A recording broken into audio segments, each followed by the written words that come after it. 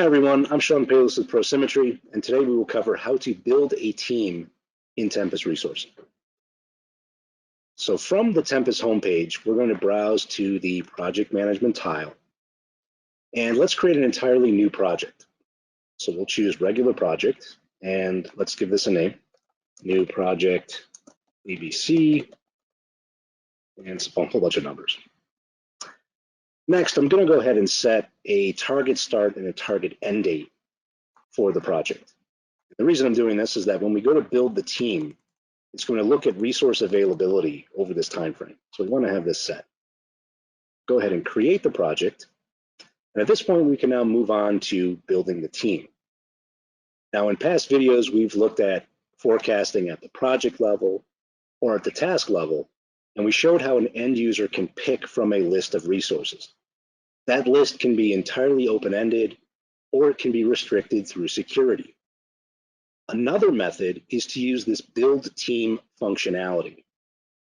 The build team feature, which is optional, it's up to you if you wish to configure it and use it or not, allows end users to associate resources to a project's team so that a project manager, a planner, or anybody else building a forecast or a schedule is limited to just those resources who are part of the team.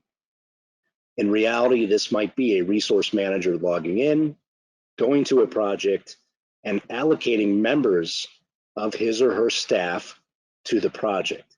And we would use security to limit the resources that each resource manager could view and interact with through the build team screen, while also restricting the planner or the project manager or whoever is building this forecast from editing or changing the team construction.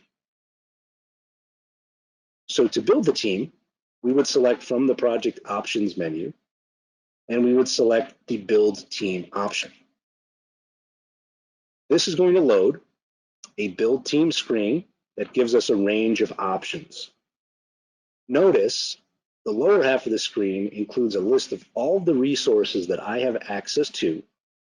It shows the remaining availability of the resources, which we can measure by hours, by cost, by FTE, FTE percentage, or by person days. We can search for specific resources. We can implement filters to limit the resources from across the enterprise, either using resource attributes or resource skills matrix data.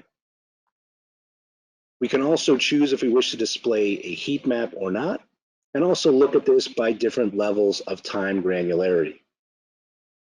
We can also insert additional attributes to make better, more well-informed decisions, perhaps looking at things like role, position, title, billing rates, or of course, any of the skills that are part of your skills matrix configuration.